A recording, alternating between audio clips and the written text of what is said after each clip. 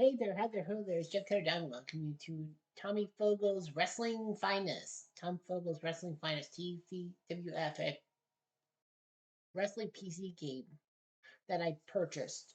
And what happens is we're gonna do a Royal Rumble of 30 men, 30 Canadians, because it's Canada Day, so we're gonna do a Canadian Day. We're doing Canada Day Royal Rumble. Now there might be a second Royal Rumble, but this is the first one. So 30 men will compete, all Canadian, by my estimation, of course. So here we go.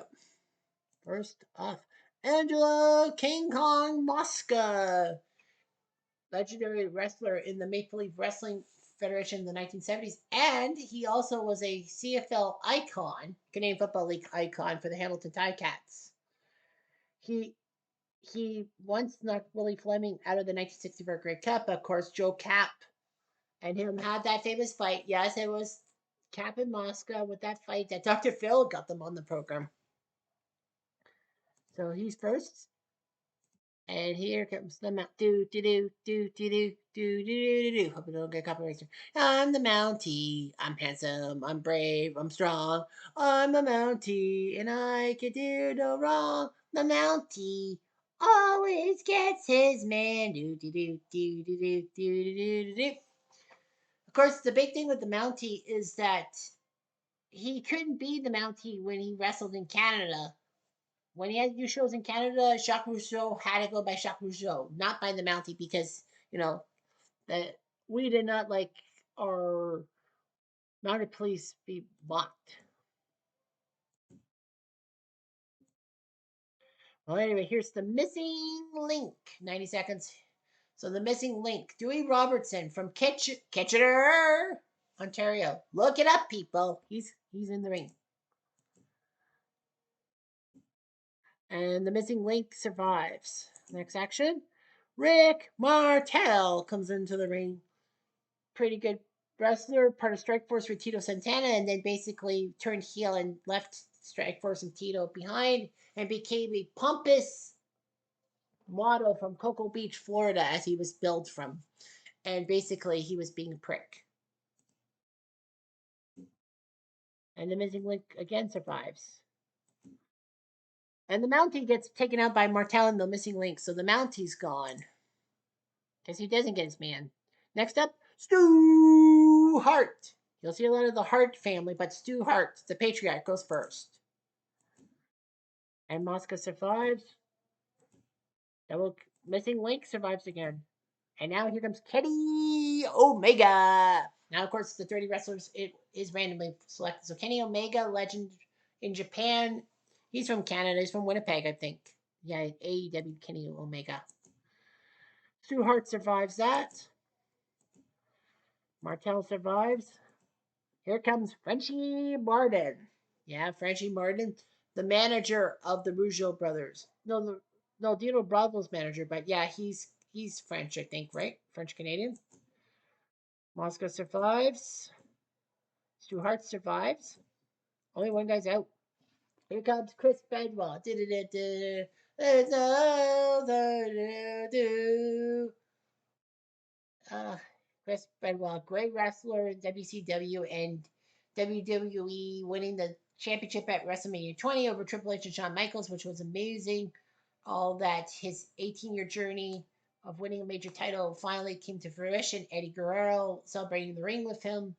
And then it all went downhill after Eddie Guerrero died. Chris Benoit couldn't keep things going.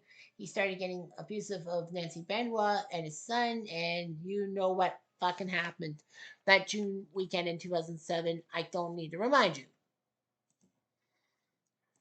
Nevertheless, Mosca survives that. And Kenny Omega's out. He's counted out. He was trying to hit Stu Hart, but yeah, Kelly Omega is counted out of the ring. They're not officially eliminated. They're on the ring apron, but Kenny Omega has been eliminated. Yikes. Here comes Roddy Piper. They're like, he's from Scotland. No, Roderick Toombs came from Winnipeg. In fact, he wrestled his first pro match in the Winnipeg Arena and lost in 15 fucking seconds. But yeah, Roddy Piper, great wrestler, great heel. He was a decent face. He was, or a good guy, if you will. But he was better as a heel and all that, and people liked him. He was in the main event of WrestleMania one against Hulk Hogan. Piper just couldn't get the title off Hogan's body, especially in Hulk Hogan's Rock and Wrestling, which I still love to this day. Chris Benoit is out, and Piper gets rid of Chris Benoit. So he's out. Number 10, Edouard Carpentier from Montreal.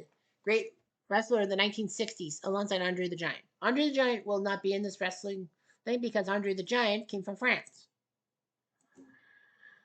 Piper survives. But Carpentier's out. Stu Hart gets rid of him. The Battle of the Old Timers. Carpentier out. Number 11 is Killer Kowalski.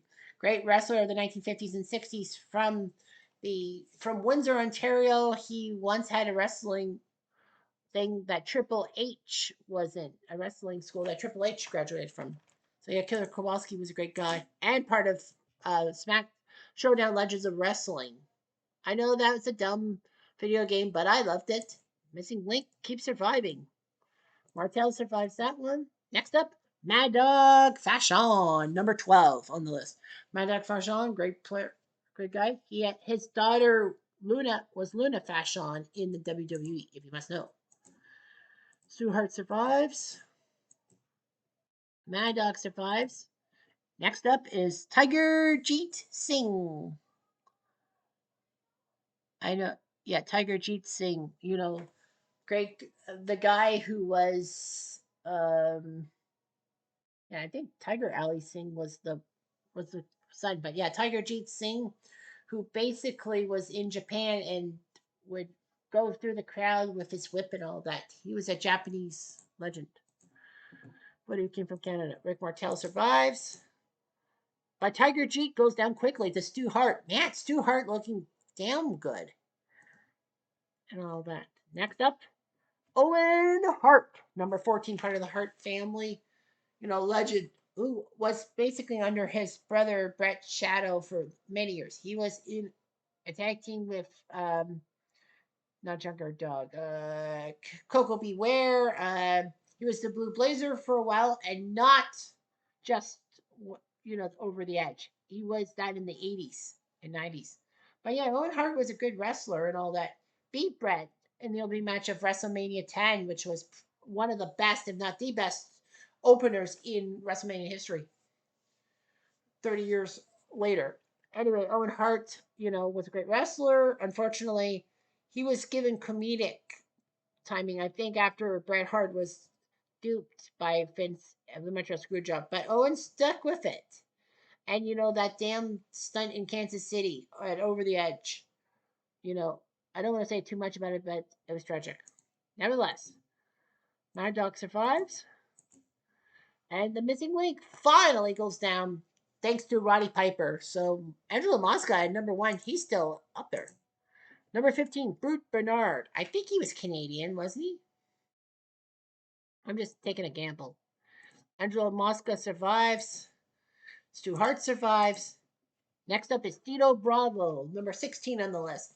Dino Bravo, great wrestler, called Canada's strongest man. Of course, his deadlifting at the Royal Rumble 1988 in Hamilton was Jesse Body Ventura assisted. God, I hate Jesse the Body Ventura for his conspiracy theory bullshit. He's a decent wrestling color commentator. I think the greatest wrestling color commentator around. But well, no disregard to Bobby the Brain Heenan, but yeah, Jesse the Body Ventura to me, and he's back at Saturday night's main event, being a dick as always. Anyway, Dino Bravo, he died when he got shot several times in his living room because of Montreal's gangland wars. Killer Kowalski survives. Mad Dog Franchon survives. Next is Rocky Johnson. The Rock's dad. People forget that Rocky Johnson was born in Nova Scotia. So that's the fact. Rocky Johnson was born in Nova Scotia, married uh, into the Adenoy Mafia tradition and all that. Bred the Rock as a great wrestler and all that. But Rocky Johnson was decent himself. He was a tag champion. Anyway, Owen Hart gets dumped off by both Piper and Stu Hart. Stu Hart's still in it. I'm surprised. Stu Hart number 5 is still in it. Angelo Mosca number 1 still in it. Martel number 4 is still in it. But yeah, Owen Hart gets taken out by Piper and Hart. Bad luck. Next up, Brute Bernard gets survived. And next, number 18, here comes Jericho. Break the walls down! Forget about it! You don't know it. Everyone knows. Well, you know. Jericho! Nevertheless, Chris Jericho, great wrestler and all that. In WCW, having that rivalry with Dean Malenko, basically Jericho saying he was the master of 1,001 holds. But yeah, Jericho was a good guy. He once had the WWE title in his possession, but it was taken away because Triple H was being a dick. Nevertheless, Jericho was the first undisputed champion. He was the WCW and WWE champion all in one night, beating The Rock and Stone Cold. Of course, Jericho was trying to carry the company, but Triple H ruined his thing. Jericho was a decent wrestler. He did fight Christian at WrestleMania 20 for the bet of $1 Canadian. Yeah, Jericho took some time off away from the company after Eric Bischoff fired him in 2005 for not ruining Cena's career. And then Jericho came back. He was good with the code and all that. He was pretty good. And he was Kevin Owens' mentor. And yeah, Kevin Owens is not in this because this was the Class X shit. Nevertheless, Jericho almost goes down quickly. But Dino Bravo does, thanks to Angelo Mosca. King Kong Mosca is still in the match. He's number 1. Number 19, Earthquake, a WWE Hall of Famer in 2025. Well, this year, because of him being part of the Natural Disasters alongside Typhoon, otherwise Tugboat, otherwise known as the Shockmaster, if you can believe that. But anyway, Earthquake, Canadian. He had a weird road to the WWE. He was actually a Japanese sumo wrestler. John Tenta from British Columbia. He was a good wrestler. But unfortunately, the Japanese lifestyle didn't agree with him. Even though he was undefeated in sumo wrestling, he had a tiger tattoo he had to have covered because Japan frowns on tattoos because of the Yakuza. But yeah, Earthquake came in. He was once a good guy, and then he squashed Hulk Hogan and became a bad guy. And everyone thought that Earthquake was going to beat up on Hulk Hogan, but he failed. Earthquake had a good career. He even took part in a sumo match alongside beating Yokozuna, who was not really a sumo wrestler. That actually ruined my childhood when I found out that Yokozuna was not Japanese. He was Samoan. Nevertheless, Earthquake is in this thing. Frenchie Martin survives. Trouble. And Rocky Johnson gets followed up by Jericho, Frenchie, and Piper. Well, 2LTL. Next up at number 20, Bruce Hart. One of the Hart brothers, little known Bruce Hart, because he was a fighter, I think. And Brute Bernard is gone thanks to Jericho. Well, Bruce Hart was part of the 93 Survivor Series. Triple elimination? Nope. Frenchie Martin survives. Lucky duck. Next is Yukon Eric, who was a wrestling icon in Canada in the 1950s. And he actually had his ear ripped off in a match with Whipper Billy Watson. I don't know why Whipper Watson was not picked. Nevertheless, Killer Kowalski survives, and he survives for a second time.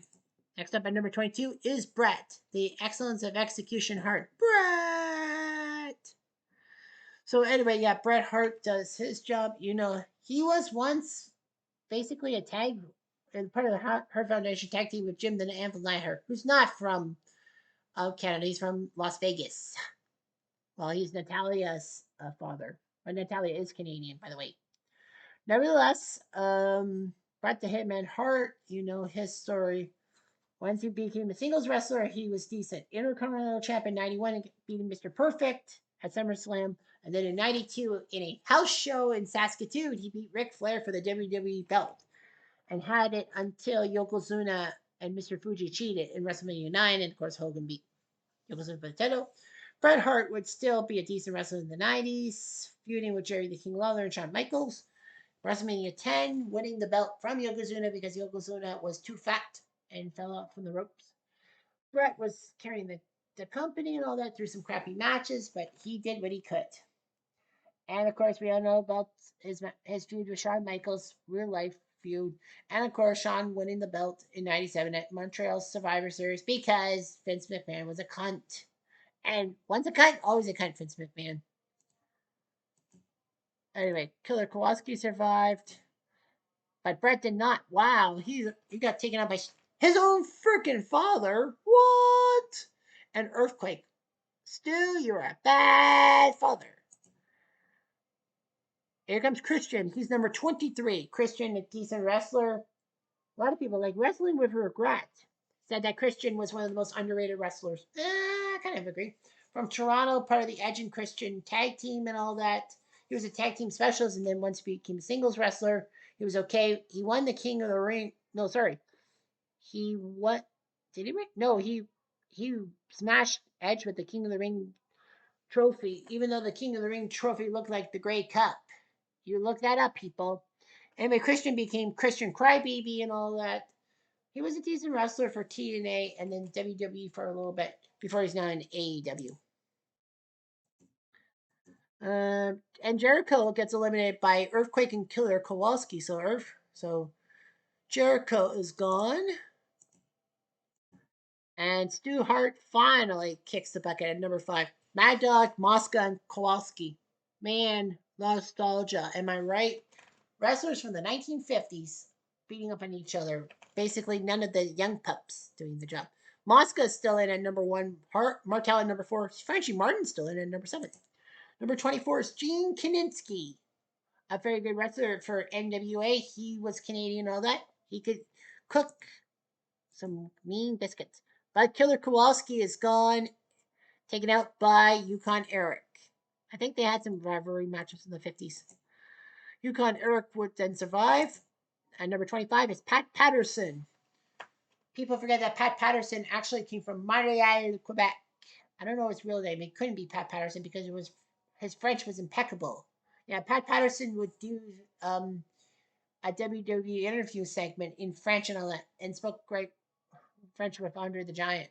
But yeah, Pat Patterson, credited with being the first winner of the Intercontinental Belt. Of course, you know that tournament was kind of bogus and all that. But yeah, Pat Patterson did all that. He would be most memorable for being a freaking one of Vince McMahon's stooges when Vince decided to be a wrestler, alongside Joe Briscoe.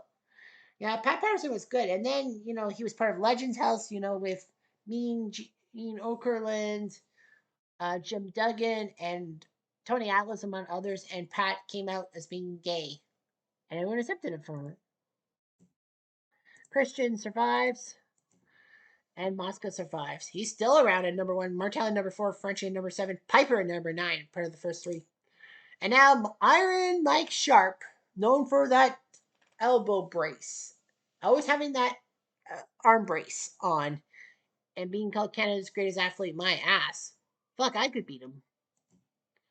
Anyway, Gene Kiniski. Oh boy, he got taken out by Mike Sharp and Christian Cage. Mike Sharp is a cunt. Sorry, he sucked. Triple threat. Finally, Frenchie goes down. Frenchie is eliminated. So Roddy Piper is now the 3rd longest guy in there. Mosca at number 1, Martel at number 4, Piper at number 9. Next up at number 27 is Billy Red Lyons. Maybe thinking, who the fuck is he? Well, he was a good wrestler in the 60s and 70s. He would actually be the WWE Canadian guy.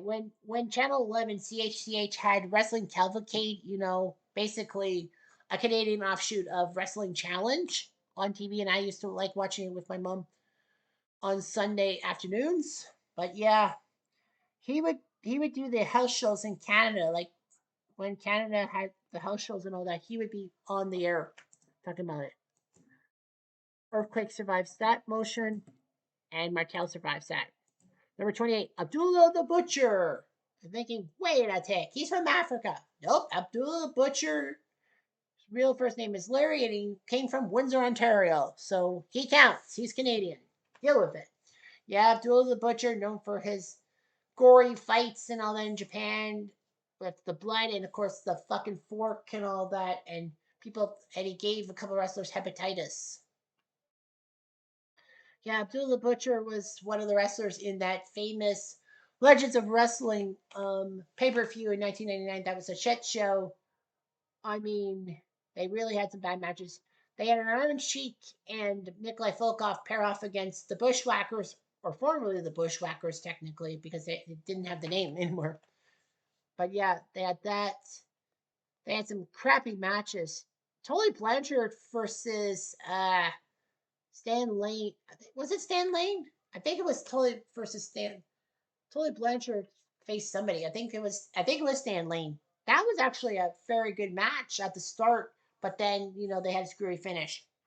And of course, that was the pay per view that's at Yokozuna, uh, or the wrestler formerly known as Yokozuna, as I said, uh, being a match, well, being a tag team with Jake the Snake Roberts against, oh boy, I'm blanking on it. Well, Jim the Anvil Neihard, and who was the other guy? For fuck's sake, I don't know. I thought I would know this, but yeah, Abdul the Butcher faced One Man Gang in a match that had to be scrapped because of the bloody, gory nature. And Christian is gone. He gets eliminated by Yukon Eric, and he basically becomes a crybaby. And then Mike Sharp survives somehow. Number 29 is Keith Hart, also up there. I think Keith was the firefighter. Mike Sharp survives, and Madon Fashion survives. And lastly, Raymond Rougeau, part of the Rougeau brothers. It was creepy. Rougeau brothers were pretty good tag belts. And then under Jimmy Hart's tutelage, they basically decided to praise themselves with little U.S. flags. We know you're from Quebec. You're not from Memphis. You nuts. All right, so now we've got all 30 men. And Pat Patterson gone. Bruce Hart does his job. So we are down to 1, 2, 3, 4, 5, 6, 7, 12 wrestlers. The last 5 from 26 to 30 are still around. Angelo Mosca, number 1, is still around. Rick Martel, number 4, is still around. Roddy Piper, number 9. And Mad Dog Fashion, number 12. On the left side of the bracket are the only ones on the left side. I'm going to make sure survives this one. Next is Piper, who survives. Of course, no one's in because all 30 are in. And Rougeau. Raymond's out. Mike Sharp, Canada's greatest athlete, my ass. And he beats Rougeau. Are you crazy? Are we going to see a guy like Harry Mike Sharp win? We could. And Abdullah is gone. Yukon Eric does it again. Man, Yukon Eric. 50s wrestler. No. Sharp survives. Vashon survives that moment at 46 minutes. Yukon Eric survives. There's Iron Mike Sharp. Fuck that guy. He's gone. And Yukon Eric does it again. Guy's got like, what, 5 eliminations? And Rick Martel survives that motion. Earthquake survives. Billy Red Lions is still around. Earthquake still alive. I gotta be eliminated soon. We've hit 50 minutes. And Earthquake gets double eliminated by Mosca and Mad Dog. Wow, Earthquake is gone. That's big because Mosca and Fashion started off number 1 and number 12 respectively. Mosca, can't believe he's been in for so long. Survives that moment against Bruce Hart. Piper survives. There's Mosca. He goes down in 53 minutes. He loses to Rick Martel. Wow, the 2 longest serving guys in this Royal Rumble, Mosca and Martel. Give Mosca his flowers. 53 minutes in the Rumble. That's amazing. You don't see that in WWE nowadays. So we are down to 7. 7 men. Martel survives that. And Keith goes down to Bruce. Brotherly love. Well, Bruce is the only Hart left. Stu's gone. Owen's out. Bret's Hart out. And Bruce is out. Keith is out. So it's Martel, Piper, Mad Dog, Yukon Eric, and Bruce Hart. And Billy Red Lions. Piper survives that moment, 55 minutes plus, and Piper's gone. Oh, Bruce got him the second time. Bruce Hart Could this be upset? I look at the final five guys. Like Rick Martel to me is my number one pick. Then Mad Dog Vachon, and then three guys who were not really anything. Of course, wrestling fans in the 50s and 60s in Canada say, "Fuck you, Cutter." Anyway, Mad Dog survives, and then Yukon Eric survives. Billy Red survives at 58 minutes. Martel survives. Bruce survives. There's Billy Red. He's gone. Bruce Hart is on fire. Like Bruce freaking Hart. If I were to give gambling lines, Rick Martel to win would be about 6-1. Mad Dog about 8-1. Bruce Hart 30-1, and Yukon Eric 30-1 as well. Anyway, we're down to 61 minutes. Double elimination? No, Yukon survives. How? Two guys were beating upon him. And there's Rick Martel. Bruce Hart is on fire. So Mad Dog Vachon at number 12 is still in. Bruce Hart at number 20 and Yukon at number 21. So it's 12, 20, and 21 are your lucky numbers. Mad Dog survives that moment. Bruce is out. Mad Dog gets him. So it's Mad Dog Vachon at number 12 against number 21, Yukon Eric. Two wrestlers of the 1950s. Well, the wrestling classic. Like, wrestling fans of Canadian wrestling fans prior to 1980 are going to be happy in their retirement homes, if you will. And it's over. Yukon Eric shocks the world in 64 minutes. Yukon Eric going out number 21. He wins the title. Who would have seen that coming? If you're a wrestling fan prior to 1970, you see that coming. But because I'm a wrestling fan born past 1980, I didn't see it coming. And I'm like, fuck. But you know what? Screw it. Congratulations and salutations, Yukon Eric. We might have another Royal Rumble. Who knows? So I'll probably just set up another Royal Rumble for the wrestler. Yeah, the wrestlers like probably post 2000. So I'll make sure I get all the Canadians in there as I can. Anyhow, I'm Jeff Diamond. Adieu.